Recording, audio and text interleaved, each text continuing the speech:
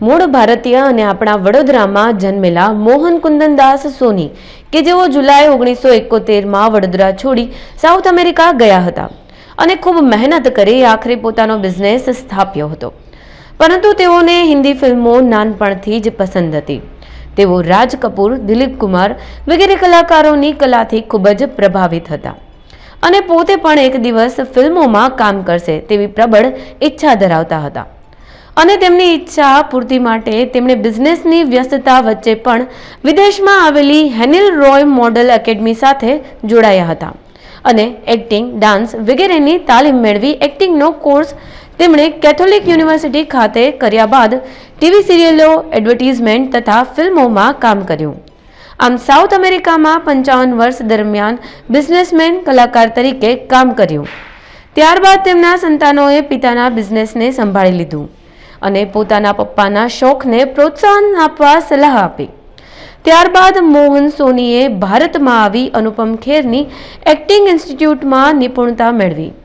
સાથે જ વડોદરાની પ્રખ્યાત MK ઇન્સ્ટિટ્યૂટ કે જે જાણીતા ફિલ્મ નિર્દેશક, લેખક, કલાકાર અને જાણીતા વકીલ એવા શૈલેન્દ્ર ઠાકોરની એક્ટિંગ ઇન્સ્ટિટ્યૂટ સાથે જોડાયા અને તેમણે પોતાની પ્રથમ હિન્દી ટેલિફિલ્મ સમયચક્ર બનાવી અને કામ કર્યું, જે સામાજિક જીવન પર આધારિત ટેલિફિલ્મ રહી હતી.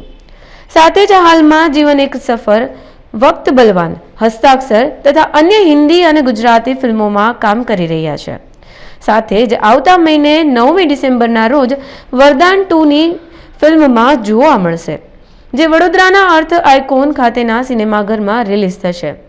સાથે સાથે મોહન સોનીએ ઘણા કલાકારોને કોરોના કાળ દરમિયાન આર્થિક મદદ કરી છે. જાણીતી બોલિવૂડ અભિનેત્રી અમીષા પટેલના હસ્તે ઇન્ટરનેશનલ બિઝનેસ એક્સલન્સનો એવોર્ડ પણ મળ્યો છે. जय हिंद, जय झूलेलाल, नमस्ते टू एवरीवन। मेरा नाम मोहन कुंदनदास सोनी है। मैं साउथ अमेरिका चिली संतियागो से हूँ। 55 साल से वहाँ पर रहता हूँ, लेकिन ओरिजिनल मेरा बर्थ प्लेस बड़ौदा है। मैंने बड़ौदा 1971 जुलाई में छोड़ा था। तो मैंने बहुत सारी मूवीज़ में काम किया है।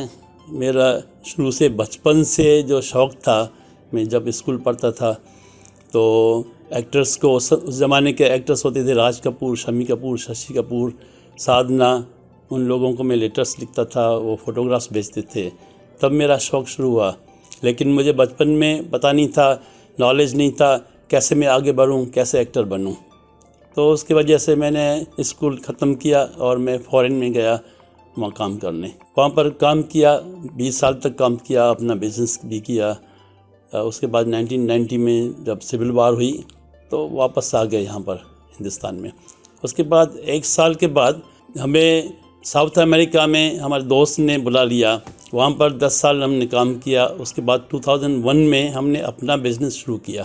उसके बाद नाइट में, जैसे मेरा शौक़ था एक्टिंग का, तो मैं पहले तो हेनी लॉय से एकेडमी, जो वहाँ पर मॉडलिंग एकेडमी है, वहाँ पर 6 महीने का कोर्स किया।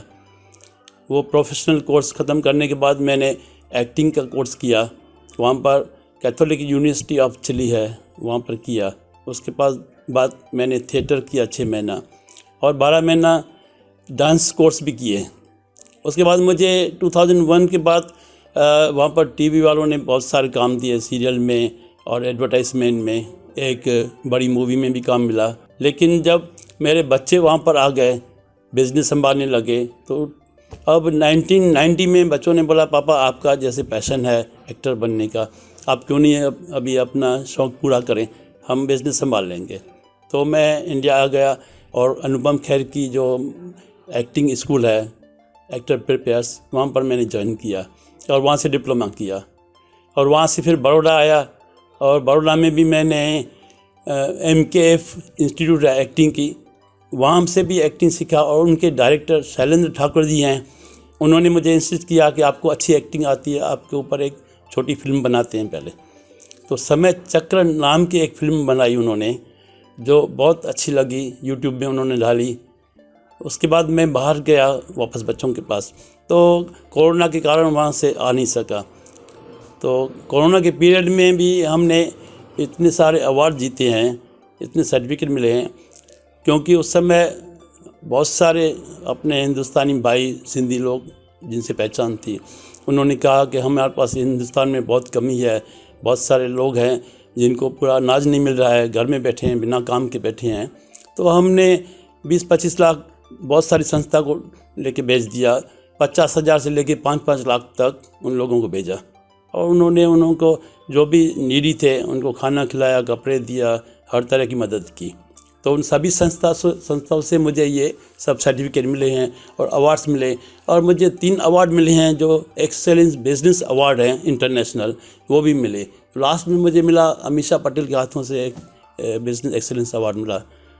और उसके बाद ये हमारा कंवर धाम है, जो हमारे कंवर भगत हैं सिंध के, उनकी संस्था है, उनके ग्रेट ग्रैंडसन जहाँ रहते हैं हिंदुस्तान में, उनको भी मैंने बहुत सारा सपोर्ट किया। बहुत सारे छोटे मोटे आर्टिस्ट जो छोटा मोटा काम करके शादियों में कमाते थे, उनका काम रुक गया, तो उनको भी मैंने बहुत सारे फंड्स भेजे, तो उनके वहाँ से भी मुझे अवार्ड मिला।